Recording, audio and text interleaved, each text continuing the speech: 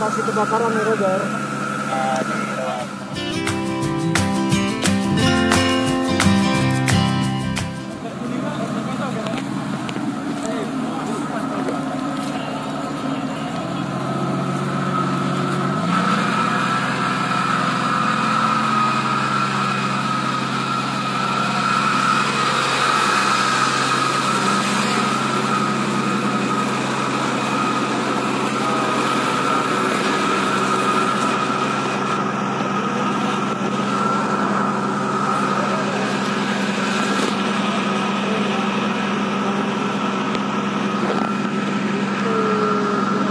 Lahan bahaya juga nih.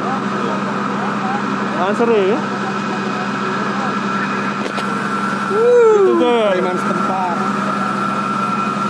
kok kita ramai tuh nontonnya, biar kita sosial media terus.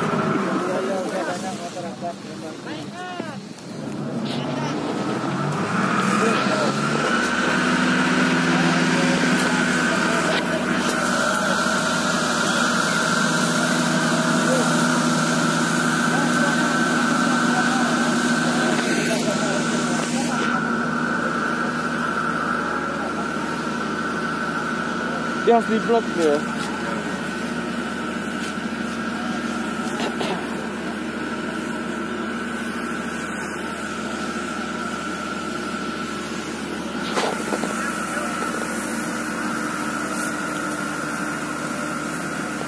Kebakaran nih, Roger. Di lewat pengangkut.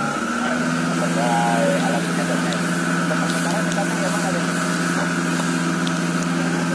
TKP yang terbakar kayaknya hilang-hilang.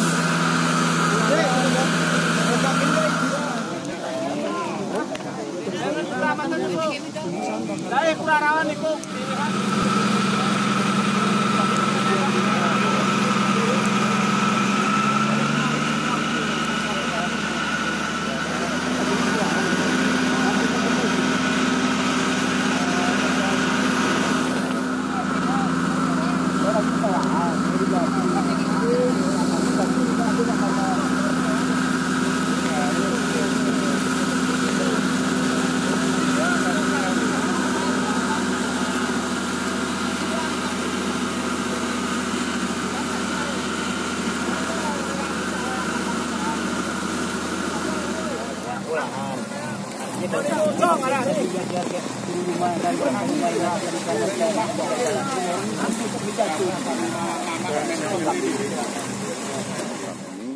Tahu-tahu saat kita tiba di lokasi, ternyata